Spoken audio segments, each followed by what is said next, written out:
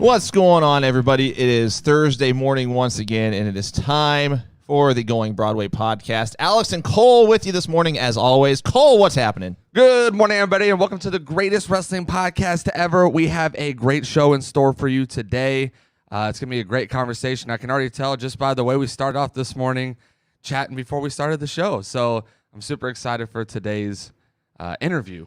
Indeed, as am I. You guys are going to want to stick around even after the interview and Q&A because we have some amazing, exciting, insert adjective announcements to follow. But for now, we have a very special guest that we're honored to have with us. He's competed in numerous independent promotions. He's competed for Championship Wrestling from Hollywood, Championship Wrestling from Arizona, PWG, of which I am sporting my Battle of Los Angeles 2017 shirt. He's competed in TNA, United Wrestling Network, Game Changer Wrestling, and most recently for All Elite Wrestling as well. We have AEW's own AEW original, I might add, member of the Wingmen, and sporting possibly the best hair in the industry today, Peter Avalon. Peter, how are you, sir? Hello, boys. Thank you for having me. I'm excited to be here. Thanks again for taking the time. We do appreciate it. So I'll tell you what, I've got to... I always got to do the bell. It's just something we do here. So match is going. Match has started. We have begun. So with any guests we have on, we always like to say we kind of do things in reverse, and really we wanted to discuss what you've been up to lately. So you've been with AEW since 2019. And before we get too far into the conversation, just to clarify for all of our viewers, you are still with AEW, correct? Correct. PPA is still with AEW. PPA all day. I love it. All day. Awesome. So, again, you were announced as a signing with AEW in 2019, April 2019, that is. Can you share with us a little about who you had the conversations and negotiations with, who all was involved with you coming into AEW, and really what made you decide to sign with AEW? I was backstage at a bar wrestling show, and the Elite, which is the Bucks and Cody, just kind of got to talking. They mentioned an idea that it was going around the librarian. They thought it was perfect for yours truly. And I got a DM from Cody just asking me to keep May of that year open. And just it all just kind of came together, and I'm still there. I eventually got a contract from Talent Relations, Christopher Daniels. So the role of librarian was intended for me. I just got to say this. I love me some CD. Yeah. Legend. So you've already just kind of spoke on the librarian gimmick. So our next question kind of stays in lines with that. But how did you kind of talked about how they had this thing. How did it all come about? How did we get the library gimmick? How much of it was their idea, and how much did you actually come in and really take off with it? The whole shh and the Leva Bates ad addition, just the whole character in general. Can you kind of walk us through taking the idea and making it something that actually was entertaining? It's all Tony's idea. The librarian is Tony's idea. It seemed to be a very kind of a vague idea. It was I say shush. I work at a library, and it's kind of he saw it as kind of a Lanny Poffo energy. So it was Tony Khan's idea, and that was it. So I just kind of was given those notes and just kind of ran with it and did the best that I could. So it was something unlike that I had been doing previously. So I was kind of practicing as I went along as AEW was even practicing and going along with their first original shows and everything. Wow. That's awesome. And it's funny, I never made the connection with that Lanny Poffo energy you just mentioned. And guys, I apologize for the beeping. I don't know how to get that to stop, but just the connection with the Lanny Poffo character, and I don't know how I didn't make that connection until you mentioned it, but that's a dead ringer for the genius. Yeah. So instead of poetry, I just tried to do something different. I was like, yeah, what can I do? So And then it was the producer Keith Mitchell, who just retired with AEW. He was the reason I started saying shh as I came out. The original entrance, I think I just came out to silence, and I might have done it at once. I think at the top of the ramp and maybe once in the ring. It was his idea to do it on the way to the ring. So, did they ever have music intended for you at first, or was it always just intended to just come out in silence? I think it was always intended to come out in silence. Had the pandemic not happened, it would have been. It's one of those ones that could have kept going. For a fun little gimmick for the live audience. For sure. Yeah. I loved it regardless. I still do. I definitely enjoyed it. I guess for you as a wrestler, what was it like not coming out to music and kind of having that different vibe to it, I guess? I had never done that before. I had always come out to music, wrestling, something that I can kind of dance to, or at least bob my head to, something I can walk out to, whether it's fast or whether I'm dancing or anything. So I've always come out with some kind of music. So it was a first for me to come out to complete silence. And the energy is different. It's a lot different to come out to nothing but crowd reaction, I guess. Wow. Yeah. I was just gonna think that when I kind of had forgotten that you came out to dead silence and just had the shh, and it's like, oh wow, like especially if you're playing heel, like that's definitely interesting. I can't imagine though coming out with music now that I've seen it. I mean, if that makes sense, because I mean that's part of the character, right? So yeah, it was intense. So Cole mentioned you were paired with Leva Bates, both with the librarian character. Did you know or work with her at all prior to AEW? And what was the dynamic? Once, just once. Once about a year prior, at a small company a small, long-time indie company in Southern California called AWS, the Alternative Wrestling Show. They would run at this comic book shop called Frank & Sons, legendary comic book shop out here called Frank & Sons. And then they started to run their own little individual shows. They had an individual show in Southgate, California, and it ended up being me and my tag team partner, Ray Rosas, when we were starting to tag again and started to kind of lean back into the dancing and the stripping stuff we were doing. A way to kind of motivate us to go back to that energy was that they had Leva Bates and Delilah Doom reunite as their tag team, and they came out and danced dressed as me and Ray Rosas. So they had our little pink little booty shorts on, and they had glasses on, and they came out dancing to Obsession by Animotion. It was great. Funny. It was wonderful. We had a good little match, and it was good. So it was just funny that a year later we ended up connected again. So, I mean, was it an instant connection with her, or did it take some getting used to? It was pretty instant. Me and Ray Rosas obviously were friends from the area, and then Delilah Doom's in the area as well, so we're comfortable with her and friendly with her. And then Leva's she's great. She's got a great energy, a great person, so she was able to really, or just open up with us. So it was just the four of us having a good time putting the match together, and then we had a good time executing the match. So it was pretty easy to work together. And then a year later when we reunited, it was just like, oh, hey, we're doing this again. So awesome. Wow. One time. That's crazy. You would never know it watching it on TV either. No, thank you. No, she's great. She's we just had good chemistry. It was fun. It was fun to work with her. So moving on to the next question. So when AEW first started, I personally, I really did. I thought that you were going to kind of be pushed more as like one of the major heels on the show with the librarian gimmick.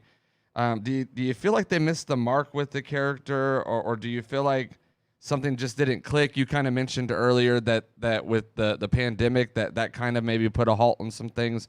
Can you kind of speak to what it was that kind of shifted everything? Because we actually attended the show in Champaign, Illinois, and you were one of the meet and greet guys out there. You were on the flyer, the poster. Like people were obviously there to see you along with some of the other talents. So what was it that either didn't click or didn't happen, or what was it kind of halted, I guess, that push that you were getting? I think it's because the character it needs writing. It's one of those that I think it needs to have something kind of written for it, and it needs to have that energy behind it to have something really written for it, because it's a unique character given to a unique individual. I wasn't a super indie star, so I didn't have that energy behind me going into it. So I think it's just it's one of those things that needs writing behind it and needs an energy really put forward to make it work. And then it's just just how things are in the business. You have access to Tony has a new Rolodex that he has access to with all the releases and the 90 days going up. So it's just then the pandemic happening. It's a bunch of different factors. Wow. I think it's a lot of it that though the gimmick needs a real writing behind it. It's not. I don't know if it's one that could just be like, he's going to feud with this guy. There needs to be a little bit more to it. So when you kind of speak to the writing side of it, and I think everyone kind of has a general idea how AEW is. It's a lot more freedom in the creative side of things compared to WWE in a sense. That's why a lot of people are wanting out so they can go to other places and kind of be more creative. So in AEW, especially with this character, do they have more people that are kind of writing for several people, or is it more just kind of we kind of feel like you should do this or you should do that, and then there's you have to kind of create within the limits they kind of gave you for that? It's very free. It's very free. There's not really a set group of writers. Just it's very free. It's very open, and then seems to have a lot of like a group mentality to kind of put the show together. But then with that sometimes you don't get to everybody. Yeah, got you. That makes sense. So changing gears a little bit, we would see on AEW as well as on Being the Elite a transition away from the librarian character. We'll discuss the Wingman group here in just a second, but touching specifically on BTE for a moment, this might be a little bit of a broad question, but with BTE itself, what's it like filming the segments, the shows, and do you have any creative input for BTE? Yeah. We do have a lot of creative input for BTE. BTE was where a lot of the stories originally got written. Hell, BTE is the reason AEW exists, because it's just the stories that they had just continued off of whatever stories they were playing around with on BTE, like the whole the Hangman and Kenny arc. Like that whole thing started on BTE being written by them, the boys. Yeah, and then so you have a lot of freedom. I know Ryan Nemeth likes to really push that freedom because a lot of his bits are unlike anything else that was on BTE, like with the weird cream stuff he was doing and his audition stuff, and so he really takes advantage of that freedom. And when me and Brandon were putting together our little stuff on Dark, there was a lot of freedom there, a lot of freedom coming from the Bucks, and then it was just a little like it was like bullet points. Like, hey, we want to do this and this, and then we just kind of create from there.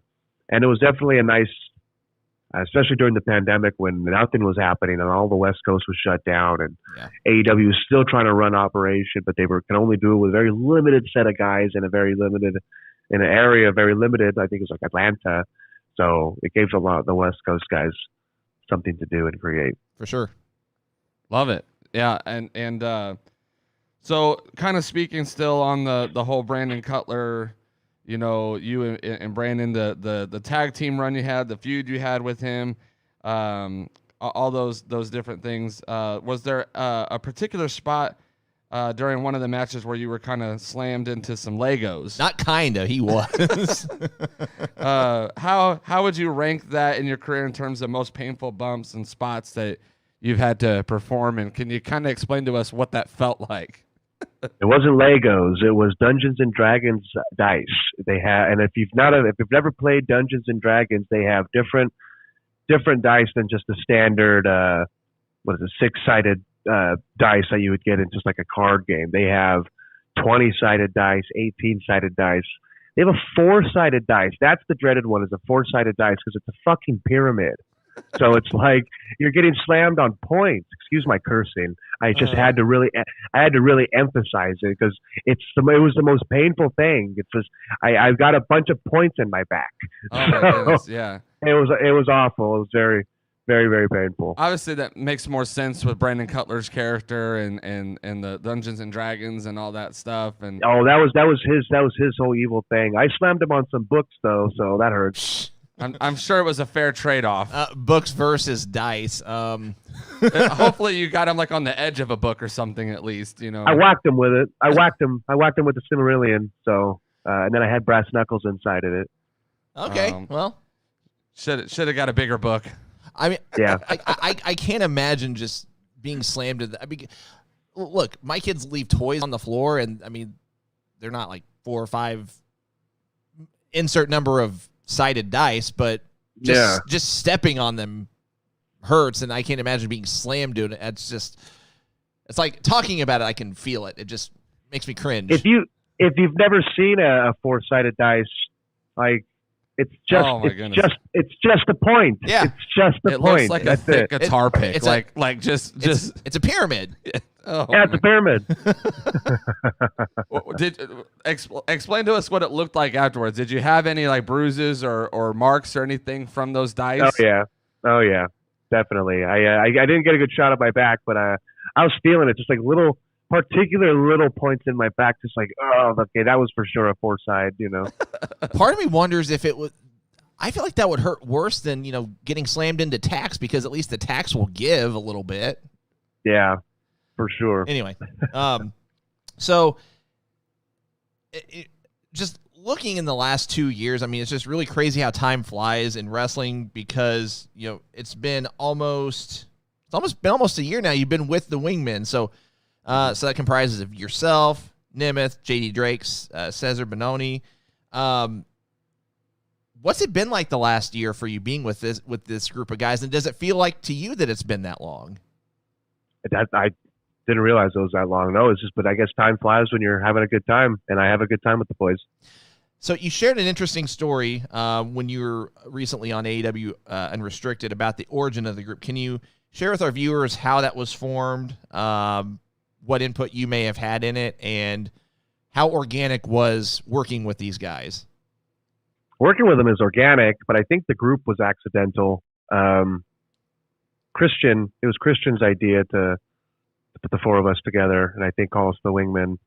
I had putting Cesar and I together was Cody's doing. And that happened when I was having I had a match with Cody on TV, and then I had the pageant provocation where Cesar came out at the end. So we were an item. I got hurt, my knee. I had a partially torn ACL, so I was kind of having to fix that, which was kind of keeping me and Cesar off of TV together. And then Nemeth had just started to appear next to us, and then they put JD with Nemeth, so you had like this opposites thing with me and Cesar still together, and then I'm still dealing with the knee injury, so they don't know what to do. And then they're keeping me home. I start to bring myself back to TV so that I can join Cesar in a managerial role, I guess now, just to stay involved. And then just seeing the 4 of us together backstage, it just kind of made sense to put the 4 of us together as an item. And then Christian, I think it was Christian that's like, just put them together, call them the Wingmen. I love it.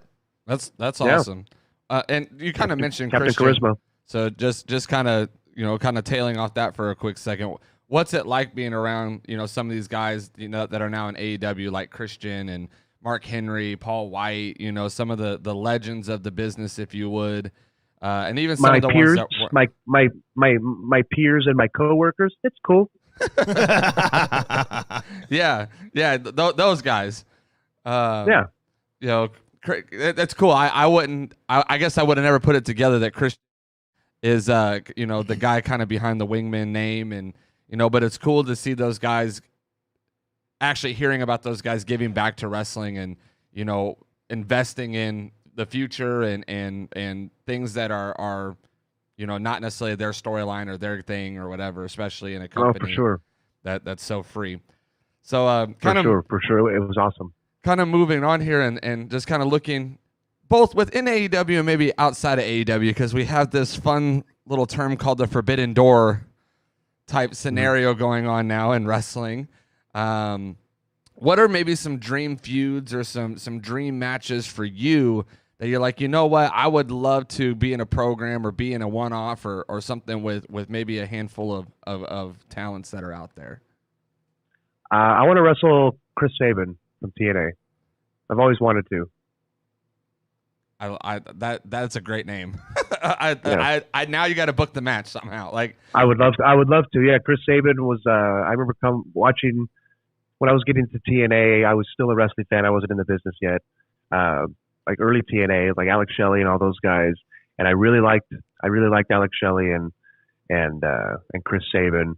Those are two of the first guys that I liked that were not in WWE. When I started to really get out interested. I was outside of it.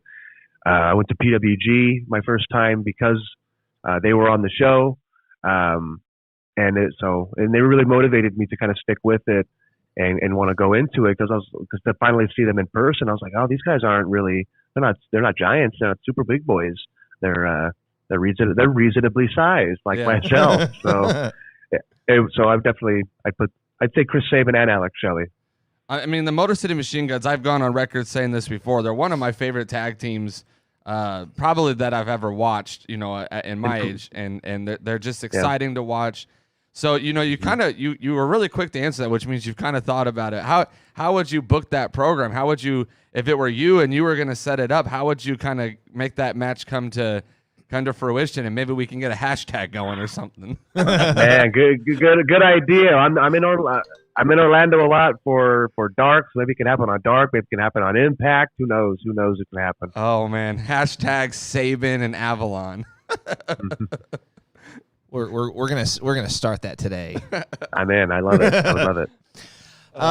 So Cole and I both had this questions, and we've kind of touched on it a little bit already with all of the free agents in wrestling. Many fans will almost instinctively pick AEW as their go-to destination or the go-to promotion. What are your thoughts on what AEW has done to really be considered as, the go-to promotion, so to speak, not only for free agents, but really wrestlers looking to just make a name for themselves? They've put in the work big time, and it's already proven, showing off already what can happen. It's definitely the place to be, and it's changing the game. It's the place to be, as we saw last night. Absolutely, and the night before, and you're just going to keep seeing that it's the place to be. Tony's got so many tricks up his sleeves. So what is the backstage vibe? I get, because it seems like literally every time someone gets released from WWE or someone's contract is up with this company or that company or whatever the case may be, the fans tend to just typically go, oh, they're going to AEW, or I could see that person in AEW. And like me as a overall wrestling fan, there are some talents that I just don't see as a fit for maybe AEW, but a fit for NWA right, or a fit for Impact. So what is it about it that a lot of these guys that are wrestlers, they kind of gravitate or go towards AEW more than any other company? Is there something you can kind of pinpoint that is the drawing factor for someone as a wrestler to come to? I think it's I think it's the freedom you kind of get with AEW. The vibe is just kind of wrestling as opposed to a specific kind of wrestling, I think. So I think that's what the appeal is. It's like with AEW, you're just going to get it's all elite wrestling. So you're just going to get the best of different kinds of wrestling. You have the best luchadors, you have the best characters, you have the best American style wrestlers, you have the best Japanese puro, like things like that. So I think that's what it is. It's like you're just expected a big variety show as opposed to just one long show of the same thing. Got you. Awesome. So we kind of have a two-part question here. This is going to kind of wrap up kind of mine and Alex's questionnaire that we had set up ahead of time for this, and we'll open this up to some of our live listeners and kind of let them throw some questions, and maybe we'll shoot the breeze with you a little bit about current storylines and things like that. But I might have an extra question or two on the fly. Oh yeah. So kind of looking right now at your contract and whatnot, the rumor is that your contract's coming up here soon, or that you're going to be a free agent. What's that looking like for you? I guess is that true? First off, and secondly, are you able to kind of speak on, are you in negotiations with AEW? Are you looking to kind of try more indie stuff? What's it looking like for you right now? I am still with AEW, so I'm not I guess technically not a free agent. I'm still with AEW, and I'm just able to take independent bookings on top of it. Tony wants to allow his wrestlers to make as much money as possible. He doesn't want to hold us back from potential opportunities of making money, unlike some other places we're doing with their wrestlers, not allowing them to take outside wrestling bookings, not allowing them to take sponsorship bookings, not allowing them to take really anything that was anything else besides just what that company was offering. So Tony, it's very gracious to allow his athletes to do that. And is that kind of a drawing factor for you as well to kind of want to stay with AEW because it's kind of a solid home, but it also allows me to go and do indie shows and kind of get out there and do some different things as well? Absolutely. I've always been that way. I want to have a home base and then to be able to do a couple of superfluous things, but I want to save myself and my body for my home base. So it's given me the opportunity to do that. I kind of be able to save my body for the home base. And when something comes up that I personally am excited for or personally want to do, they're gracious enough to allow that. Awesome. I love it. Peter, this has been a blast so far. Once again, thanks so much for joining us. Before we switch to some Q&A from our viewers, can you tell everyone where they can find you on social media? I know you've got a website, a pro wrestling tee store. Feel free to share anything and everything that you'd like. PeterAvalon.com. It's very basic, but it's there. You can contact me on my Instagram, PPA all day. I'm on Twitter at Pavalon, one word. So yeah, come check me out. I'm there. I have a pro wrestling tee store. You can buy some of my AEW merchandise, and then I will be appearing in several upcoming indies out here on the West Coast, and hoping to expand to the rest of the world, I guess. Any chance for a resurgence at PWG? I would love to. My man JD Drake is there, so I'd love to come join him. I think a return of PP Ray is in order, especially in downtown LA, because me and Ray Rosas, even though we shake our ass, we can hang and bang with the best of them. Trust us. All right, so we're, like I said, guys, get your questions in for Peter Avalon. We'll just go on down the line and just see how many we can squeeze in here. So our first question comes to us from Thomas Russell. He asks, how was it training David Arquette? It was great. I really enjoyed training David Arquette. I like it because I love it because he not only is he a wonderful human and a great energy to be around, but I have a part in saving his life because he was very unhealthy at the time when he was trying to switch to do his documentary, and went through, I think, health scares. I think he had a heart attack. So it's like we kind of helped with the wrestling training to get him back into shape, along with other training that he was doing, and it saved his life. He got into really good shape when he was tanning and everything. You could see how lean he would get. It's like when he had his shirt off, you see abs and stuff. I was like, hey, look at you, David, looking good. And he was always when he would move, he was very it was very low key athletic. You wouldn't think that he would be athletic because it's like he would appear clumsy on his feet, but then he would end up being very athletic, and you could get him through a match for sure. He's very capable and very entertaining, and with his background as an actor, he just had a knack for certain things in wrestling that is hard to teach, like sure. Just like the selling, the reacting, and things like that. So it was a lot of fun to train David, and it was a lot of fun to be able to wrestle against David the handful of times that we worked against each other. I think it just, unfortunately for David, and this is no fault of his own, I think just his little run he had in WCW in 2000, again, no fault of his own because he's just he's paid to do what he's being paid to do what he's told. Am I saying that right? Yeah. Okay. Yes. That's the whole arc of the film, of his film. If you didn't see it, is that he kind of he wants to redeem himself because of that stuff. He knows it was a blemish. He knows people, wrestling fans, didn't really respect it. It was looked at as a joke, yada yada yada.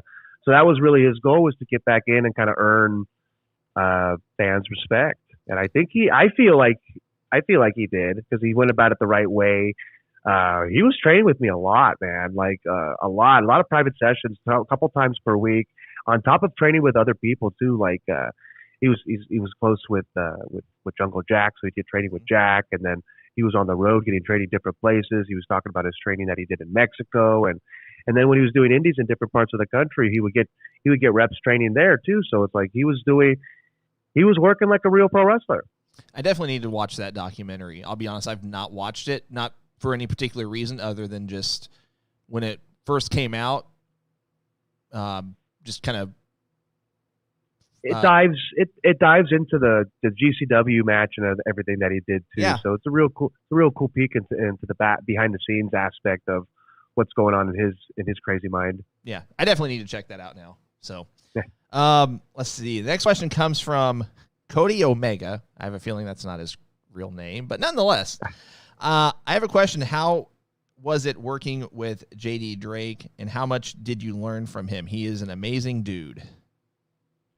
I learned something from JD all the time. He's just a brilliant mind in wrestling. He's such a, when people think like pro wrestling vet, I like to think JD Drake. He's a beautiful human, inside and out. I enjoy his company. I enjoy being around him. He's a very, very sweet man. But don't take his kindness for weakness. He'll whip your ass. Let's see. This isn't a question, but we've got our loyal listener to the show, David T. Housen, someone who obviously is a fan of Danhausen, says all hail Saban. So we do have another person on board with that, getting that Saban Avalon hashtag going. Chris Saban love. He deserves it. Let's see. Cody also asks, have you ever been approached by WWE? I knew this question was going to come. I guess kind of. Before I was signed to All Elite, I was on my way to trying to work with the WWE. I was being pushed along for openings that they had at 205 Live at the time. I was brought in for extra work in Arizona. I had which I have a history with Arizona, so it was just appropriate for me to have this match in Arizona in front of producers before the show. They liked it so much, they brought me over, introduced me to other producers, and I'm shaking hands, et cetera, et cetera, et cetera. And they're telling me about 205 Live and the position for 205 Live and all this stuff. So yeah, I was kind of being pushed along for a character role and position and wrestling role as a 205 wrestler, and then I'm glad I went with AEW. And maybe I'm trying to remember if I read this right. Were you in a match with the Bludgeon Brothers? I did. I had an enhancement match with the Bludgeon Brothers. I forgot what name they had me and my partner under. It doesn't matter because we didn't even get the lower third nameplate. So to me, I was nameless. But it was me and Fidel Bravo, another Southern California legend. And we got beat up by the Bludgeon Brothers, and that was great. That was my one and only time I've gotten to work with Brody. And he was a sweetheart, man. What a guy. He was very sweet. And then we started talking backstage in gorilla position like we had been friends for years prior. And that day we had met for the first time, and he made me feel very comfortable, especially in the role I was in where I had to get beat up by them. And you kind of mentioned 205 Live.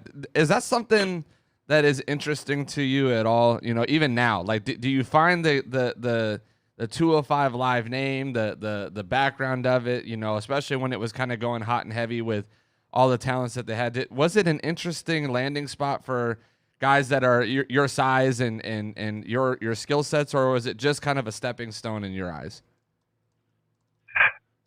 Honestly, I think I want to say it's a failed experiment because it should have been what you just said, I think, but it wasn't. Right.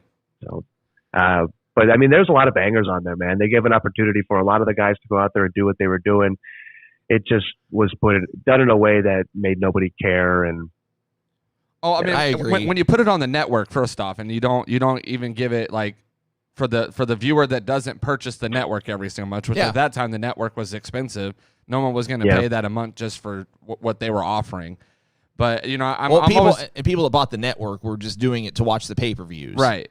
And I because you brought it up, it's interesting to me because I never really understood the 205 Live thing when they had NXT already, and NXT was already doing well, and a lot of the guys on NXT were already that size, that build, putting on those kind of matches. You kind of saw those guys have the crossover matches anyways, but you got talented guys like Tony Nese and Cedric Alexander, and it had an all-star roster. Yeah. It had 205 really had an all-star roster. If you go back and look at it and really look, it's like shit. They had one of the better rosters of all the shows. Right.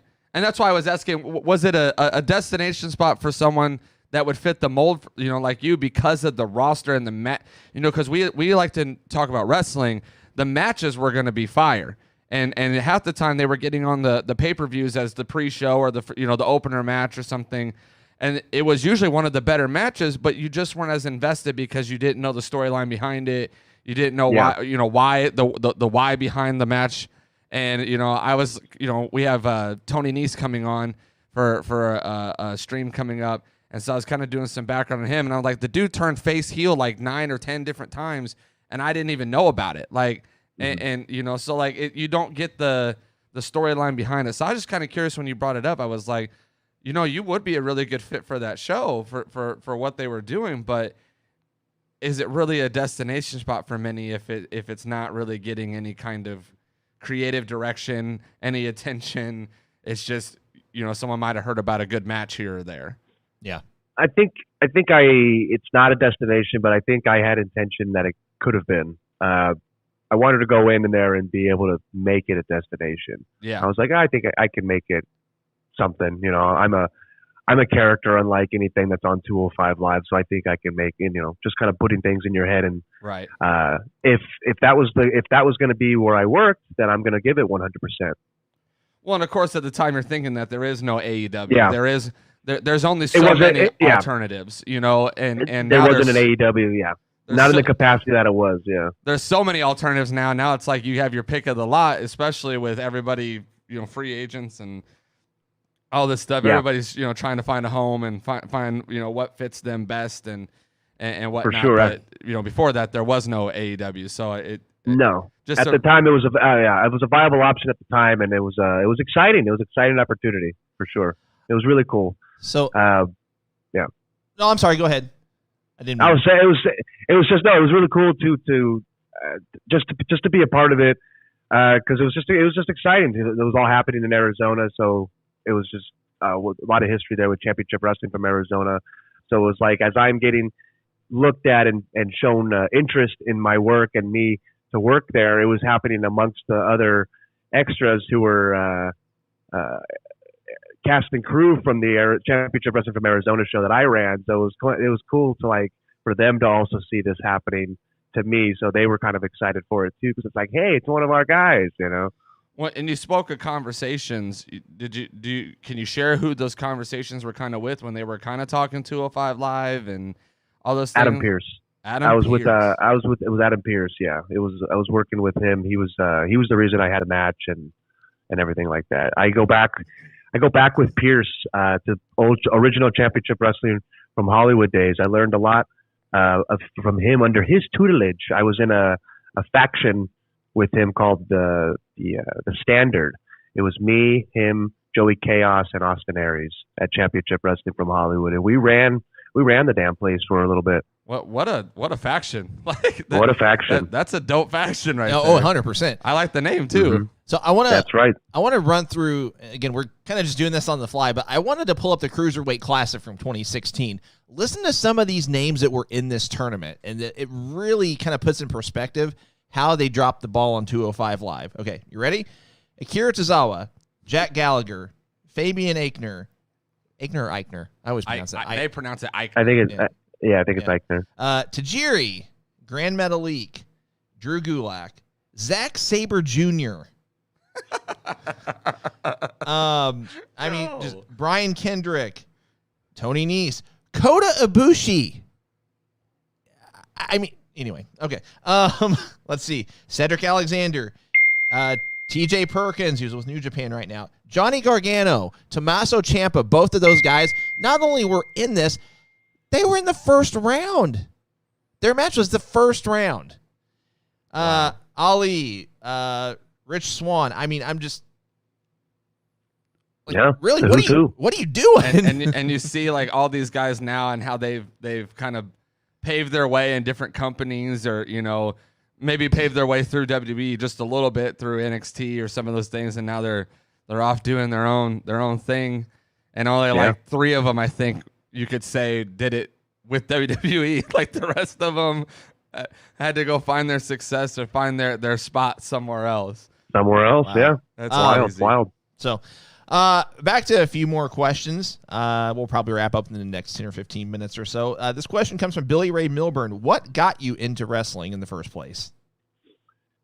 Oh man, probably my parents not wanting me to watch it. Honestly, like as a little boy, I was trying to watch Monday Night Raw, and it was on at the time where I still had a bedtime, and I think it was 9 to 11, and I had to go to bed at 10. Yeah, it used to be like because we're Central, so it would have been 8 to 10 my time, so it would have been like 9 to 11. That's a late start time. It was a late start time, out in Los Angeles, and so I get through the first hour, and then they'd make me go to bed at 10, and I was so mad. I was like, "Damn, this is when the stuff's gonna happen that I want to see. They've been hyping it the first hour, and you're gonna make me go to bed." Oh, at least I got to see some Val Venus matches, I guess. Hashtag Steve Blackman. Yeah, Steve Blackman's awesome, man. Gotta throw that in. Oh yeah, he's awesome. Let's see. Thomas Russell asks, I actually really liked the Avalon Cutler feud in AEW. What was your favorite feud that you've been a part of? We'll do this in 2 parts. What's been your favorite AEW feud, and then your favorite feud ever? I guess that'd be me and Brandon is my only AEW feud, or me and Leva too. I don't know. My favorite feud though probably be me and Ray Rosas had a little feud at Championship Wrestling from Hollywood where we ended in a cage match, which was a lot of fun because I got to work with my best friend. Ray Rosas, I think, is one of the most talented wrestlers in the world. He's incredible. So it was awesome to be able to work with him in that capacity. Awesome. Sorry, I'm just reading some of these questions that are kind of cracking me up. I mean, I don't know if I'll just to satisfy our viewers, I'll ask it. Travis Bird says, "Could Peter get me a date with Leva Bates, please?"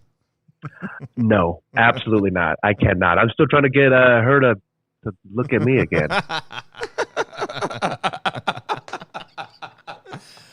I love it. Let's see. Thomas asks, when will we see the Wingmen on AEW? I think he means like on Dynamite or Rampage.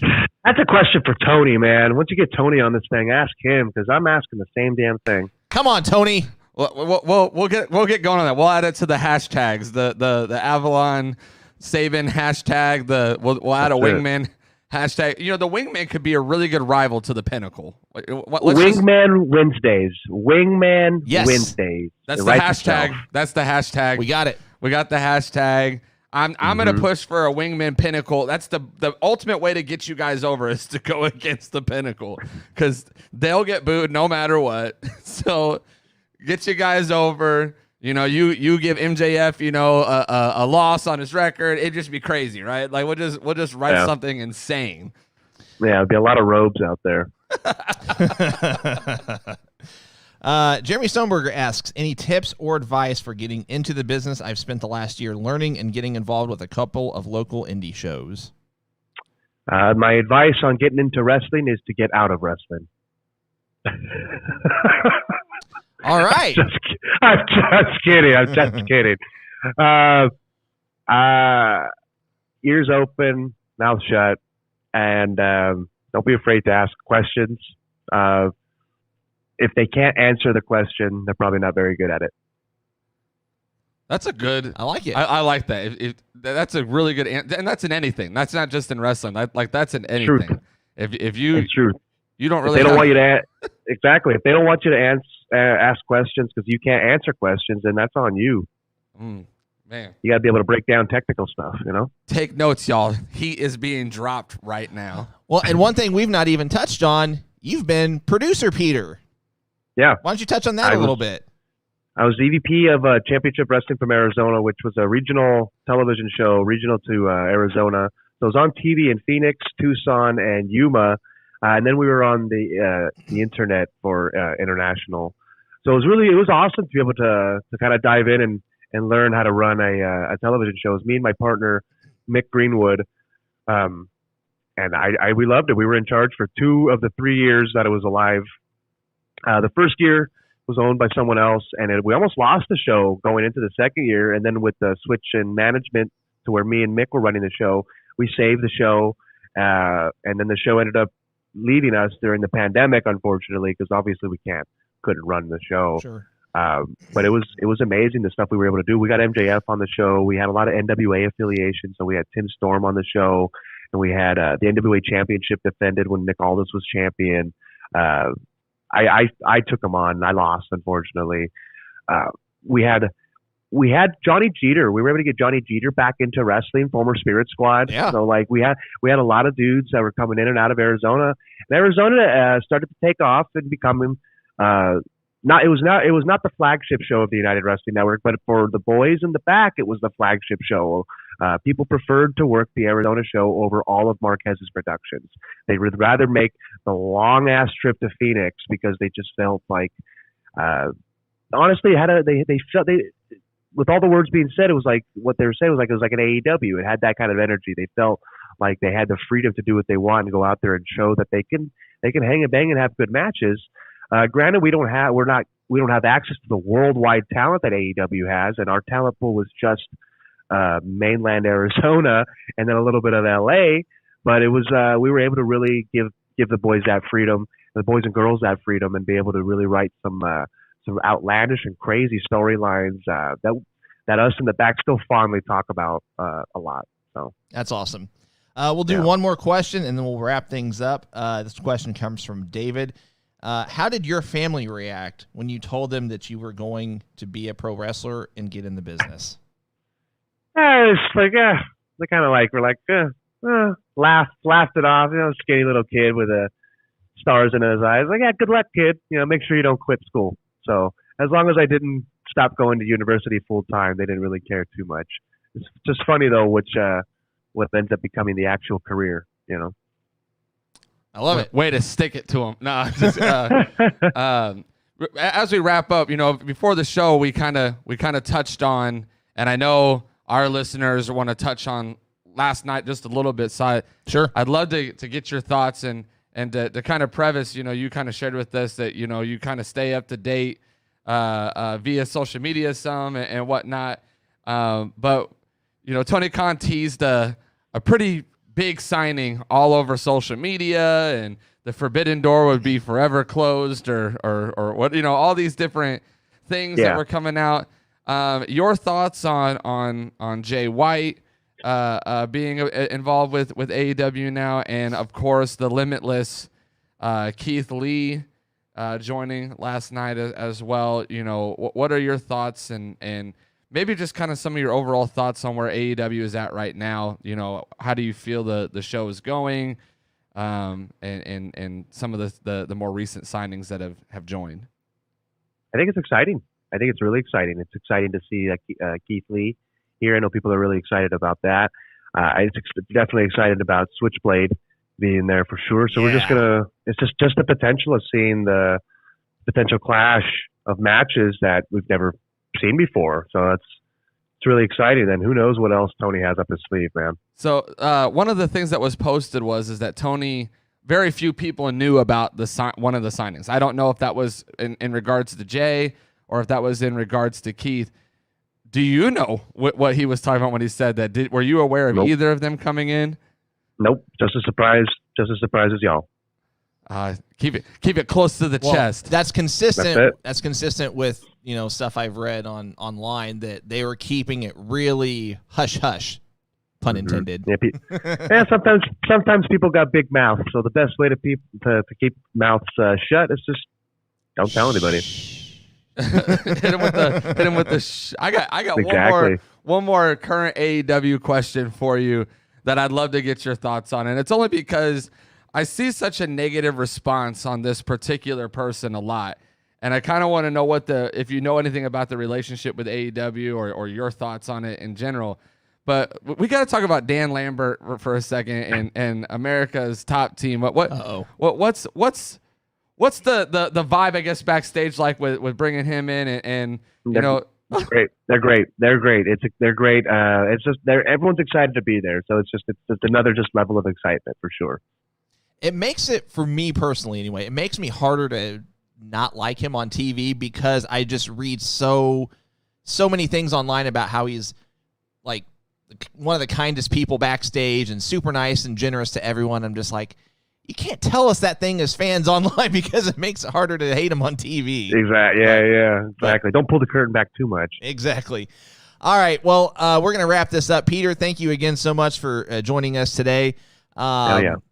We got to have you back on sometime because we didn't even get a chance to really dive into anything related to PWG or Impact, Championship Wrestling from Hollywood, Championship Wrestling from Arizona.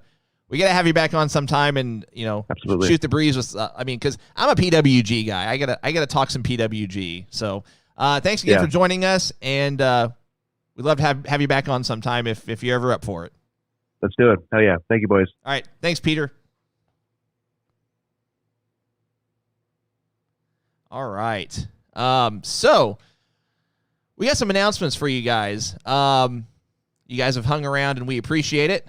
Thanks again, once again, to Peter for joining us today. And again, we didn't really get to dive into everything. We're just only have so much time. So, let's see. And let's go in date order. Let's do it. Let's go in date order. So, before we get to the announcements, you know what? Hang on a second. Promotional consideration paid for by the following. You guys got to get Lord Alfred Hayes. I can't deprive you of Lord Alfred Hayes. So scrolling across the bottom of your screen right now, you can check out all of our social media platforms. Please be sure to like, subscribe, share, follow, hit the notifications button when we go live. I promise, and this was a gaffe on my part, we will not be broadcasting on Facebook or Twitter after today. So beginning next week, YouTube and Twitch only. So be sure you either have a YouTube account or a Twitch account if you want to watch us live. So, and I'll be sure to remove the Facebook and Twitter options so that I won't accidentally do it. So again, beginning next week, it was supposed to be beginning today. Nonetheless, Twitch and YouTube only beginning next week. Thursday, 10 a.m. Eastern, 9 a.m. Central is when we're always live. Next week on the 17th, as of right now, will be a normal podcast.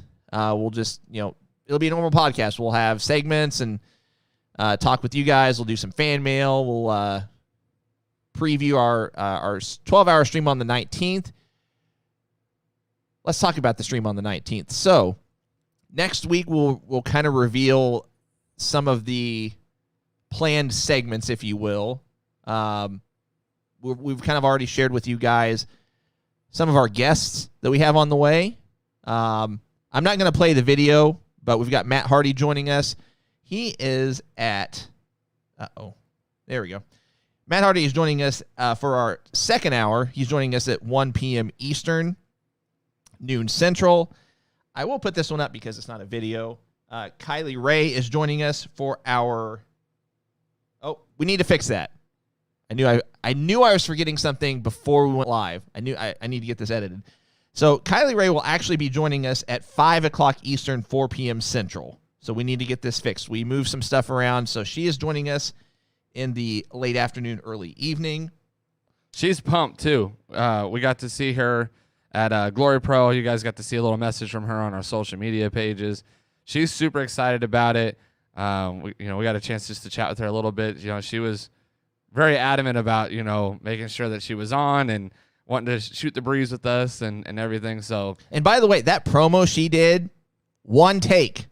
It's like she's a professional. One take. We not rehearsed. Cole literally just said, "Hey, can we record something real quick?" Was not rehearsed, on the fly. Just she also sends her apologies too because first let's just recap real quick Glory Pro for a second. Yeah, sure. We had a great time there. It was a lot of fun. We had some kinks that we kind of learned the first time through, and now that we kind of understand what the setup is and everything, we look to be doing more. Technical kinks, that is. Yeah, we look to be doing more, not just with Glory Pro, but with other promotions. There's been a few that have contacted for different things. Glory Pro just announced they're going to actually be at the pageant here in St. Louis, which is a big deal for them. Which was just officially announced either yesterday or the day before. They announced it at the show, but it was officially announced for the public either yesterday or the day before. Which is a way bigger venue than what they're meeting in now in St. Louis. Oh, that's probably 4 or 5 times bigger. So I'm expecting a big show there in April, and we're trying to work out some details of trying to be there for that. But we got a chance to see Kylie there, and she came out to the Pokemon theme song, which was absolutely hilarious. She put on a great match. You guys got to see a picture of Danhausen, but I actually have a little message from him that I'll post at some point here soon. That I actually chatted with him and talked with him, and who knows, he might end up on the show at some point. I'm not going to go into details. We'll save it for maybe the 12-hour stream at some point. I have shifted my view on him a little.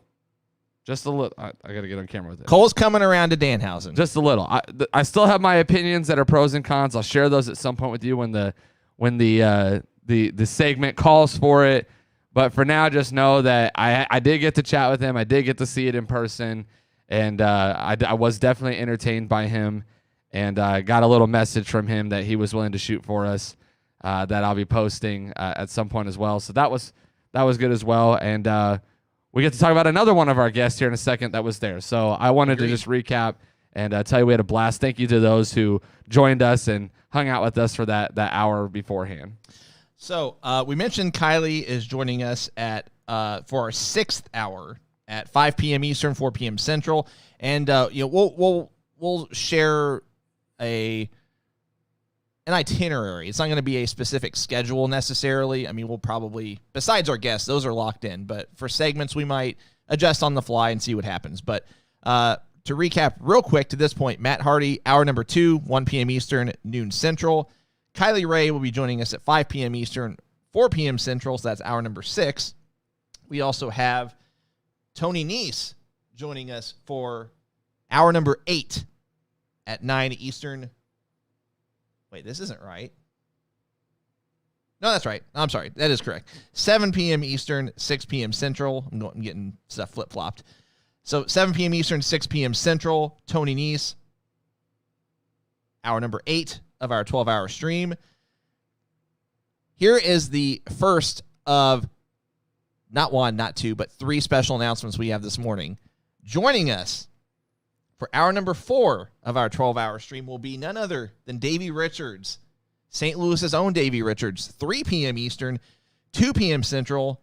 Davey Richards has confirmed he will be joining us.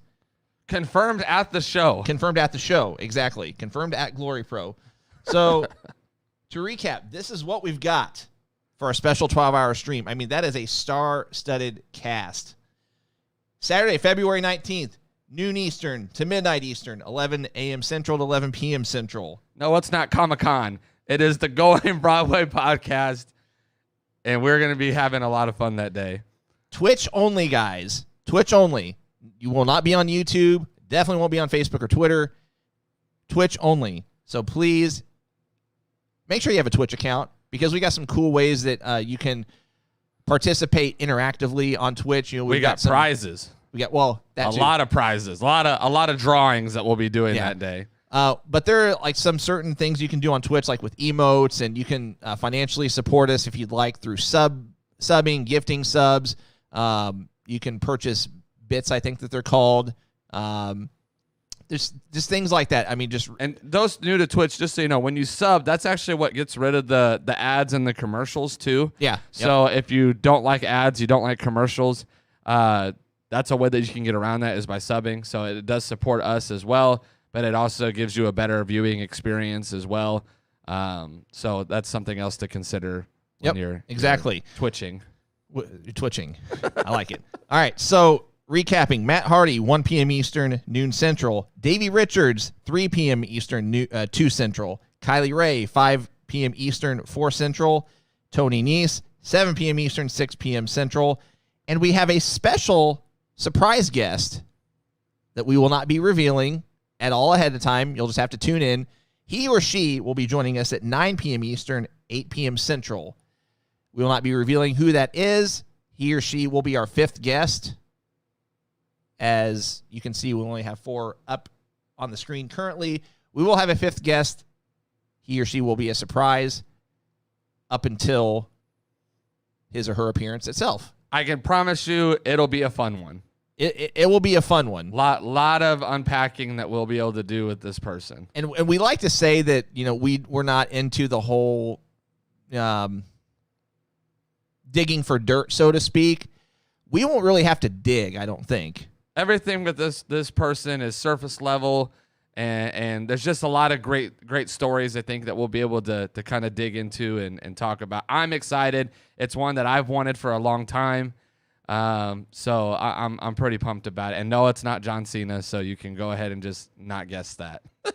However, John Cena now follows us on Twitter. That's right. We did not follow him. He followed us. Well, even though we do follow him on Twitter. Anyway. So we got other things cool planned for the stream, though. We got our fantasy draft that we're going to be starting. We're going to try to tune into a little bit of Elimination Chamber. We're going to try to tune into a little bit of AAA. Yep. There's like 2 other pay-per-views that day. We'll do our best to try to manage them as best as we can and stay up to date with and that's why cards. That's kind of why we're going to go on the fly, because let's say we've got hour blocks for each of our guests. If one of them goes long or short, we might have to adjust on the fly, and depending on what time it is, we might tune into. Elimination Chamber is going to be at like 10 a.m. or 11 a.m. that day. That's a Saudi show, so yeah. Something like that. So there's a good chance we'll get to see some of that. AAA is that night, and I think it's in between 2 of our guests that we might be able to get to the main event, or after a guest, we might be able to tune into the main event to kind of close out our show. We might do some watch-alongs to old pay-per-views, old shows, old things. You just never know, but I can promise you there are a ton of giveaways. We'll be having a ton of free giveaways. I'll add the word free in there. No purchase necessary. If you were to jump on our Twitch, our 12-hour stream, and, subscribe or send us bits or whatever, none of that is required to participate in the free giveaways. But if you'd like to do so, we would sincerely appreciate it. So let's see. Where are we at? Normal podcast next week. That's on the 17th. We've got our 12-hour stream on the 19th. And then special announcement number 2. Joining us as a guest on our February 24th podcast, we have current AEW talent and prior MMA superstar Marina Shafir will be joining us Thursday, February 24th, 10 a.m. Eastern, 9 a.m. Central. I'm really excited and pumped about this. And by the way, this is also the wife of Roderick Strong. Marina was also in NXT at one point. So rumored to be part of one of my most exciting things that I promise we will touch on is the whole 4 horsemen versus 4 horsewomen that we never really got, and those conversations and whatnot. So there's a lot to unpack with her as well, and what she's doing now in AEW and all these cool things that are going on. So I'm excited about that one. Last but not least, I've been super pumped about this since we got this confirmed and finalized and whatnot. We got a nice little video that needs to be shown. We have a nice little video package that we will show of a future guest. Of a future guest. And we'll be right back.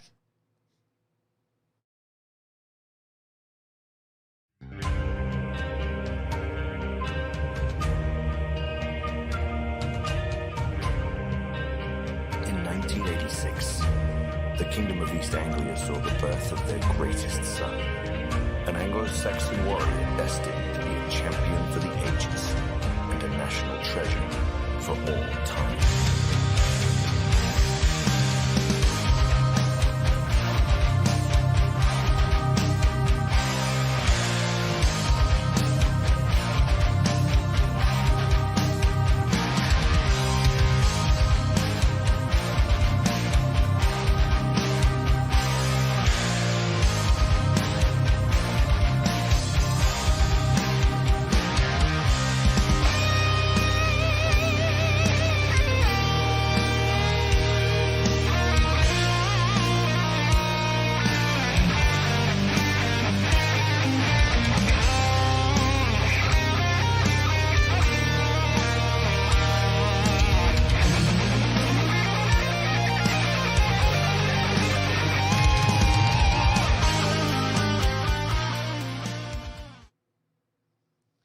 Guys, I can't tell you enough how pumped I am about that. We have Nick Aldis joining us live Thursday, March 10th, 10 a.m. Eastern, 9 a.m. Central.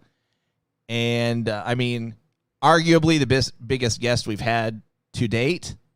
I don't know. I mean, I know we've got Matt Hardy coming on the 12-hour stream. We've had Tully Blanchard on with us. We've had Jay Lethal on with us. But, I guess Matt Hardy's been a world champion before, but I don't know. I think the other thing is that currently Nick Aldis was one of those guys that he wasn't in WWE, he wasn't in AEW, and still was one of the biggest names in wrestling. And I think that's what is exciting for me, is to get to talk to somebody who created a name for themselves, created a character, created an iconic title run, all on his own, in my opinion, with the NWA, and really put NWA kind of back on the map with what they're doing. So I'm super excited, and just kind of getting to hear a little bit of him at the Hall of Fame show that we were at with Conrad and Jarrett and Bischoff. Like, I'm super excited. I think he's got a lot of great stories. We'll try to unpack some stuff from Impact. We're gonna try to touch on some current stuff and maybe some stuff that no one's ever heard before. We'll try to dig some stuff out of him that maybe you haven't heard before. So, and to clarify some of your guys' comments, I'm not disrespecting anybody on that we've had prior, but to date right now, we've not ever had a world champion on our podcast.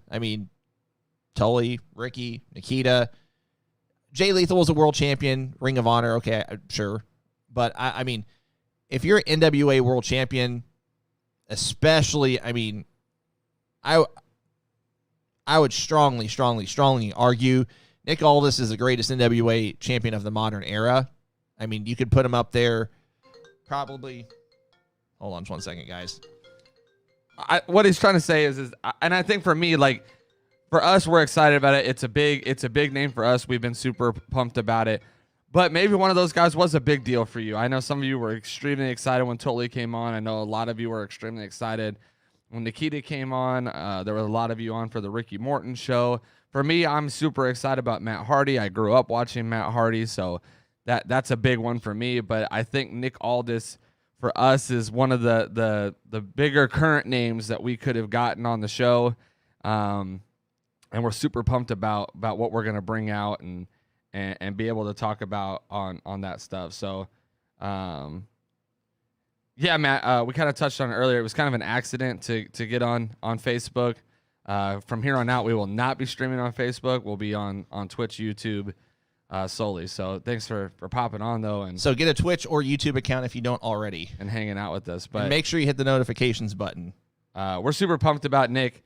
Again, big name, current name that's out there. And he's really just a cool, chill guy, honestly. So I'm really pumped about what he'll bring out in our time with him. And we have him for an hour and a half, I believe, right? Nick? Yeah. Yeah. Yeah, he's coming on our super chill, was willing to come on our normal time slot and hang out with us. And so we always love when they're willing to work with us on our schedule some too. So yeah, basically he was just like, and not that he's not busy, guys. He's like, as an example, for our 12-hour stream on the 19th, I basically said, hey, we'll have you on with us on the 19th, or if that won't work any date, any time, I basically said we'll be the one that's flexible. And, he'll be in Poland on the 19th. But besides that, he was just like, like you said, super chill. You guys pick a date, pick a time. We'll make it happen. And, it was literally just bing, bang, boom. It'll happen within about an hour. Like, I gotten like a text from you that said, hey, I'm talking, trying to get this confirmed. And within about an hour, I got another text that said confirmed. And I was like, oh, snap. Like, that happened. Yeah. Happened pretty quick. So just know that, yes, we got Nick Aldis, and we're excited about it, but you never know who else we're talking to, and you just never know who's going to show up on the Going Broadway podcast. We're like AEW in the sense that we like to debut a lot of people, but we never underdeliver. Alex said that the other night in one of our chat groups, and so just know we never underdeliver. So we're really pumped about it. And real quick, guys, we do have our our shop that is open, up, and active. So these are our current Saturday Night's Main Event tribute shirts. They are $19.99 plus taxes and shipping for a hoodie. $39.99 plus taxes and shipping for, $19.99 for a t-shirt. $39.99 for a hoodie plus taxes and shipping. They do come in multiple colors and SKUs. But I will remind you guys, if you're looking to get a shirt but save some money, wink, wink, you might want to wait until our 12-hour stream. Speaking of, we might just be debuting a new design. We might be on our 12-hour stream. Double wink, wink. So it's a dual notion. You might just need to hold off another, what is it, a week and a half? Are we a week and a half away? Yeah. Yeah, we're I got to start preparing for our draft. We're getting there.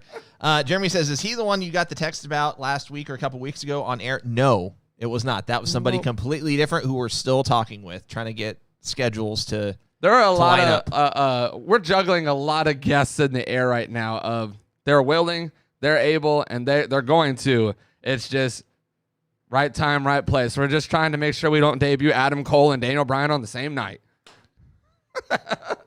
Unless it's a 12-hour stream. Right. Because there's a big difference with, they debuted within 10 minutes of each other.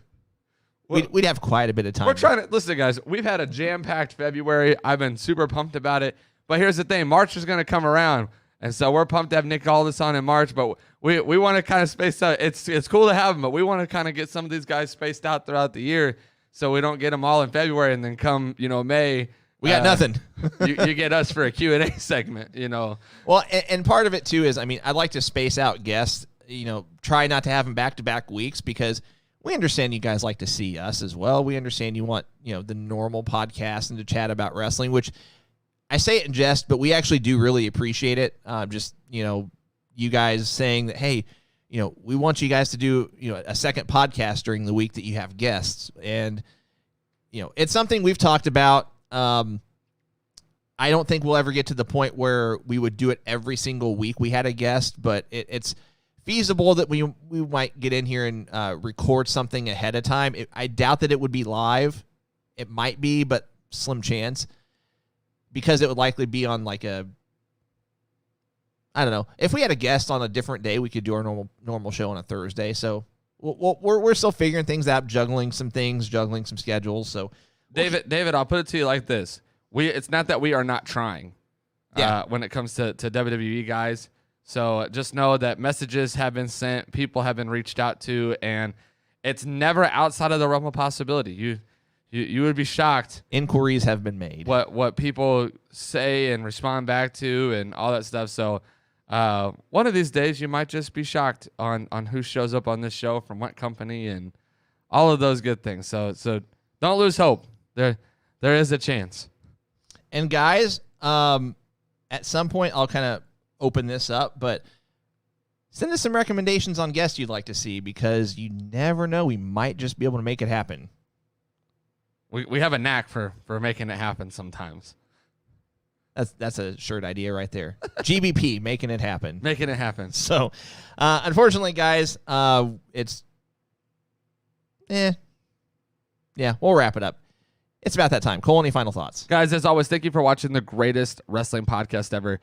We sincerely appreciate it. Thank you for joining us today for Peter Avalon. It was a blast to talk to him and get to kind of hear his insight and stuff. And just a very positive guy, very upbeat guy.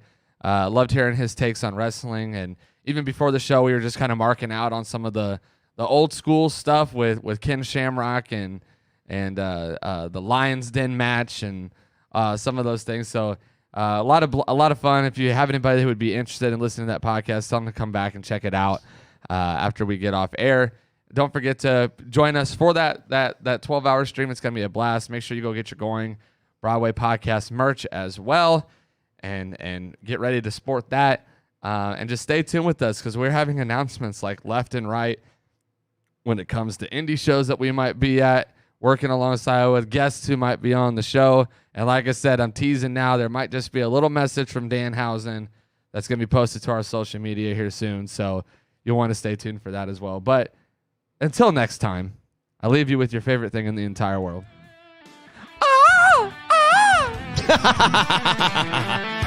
Thanks for joining us today, guys. We'll see you next Thursday.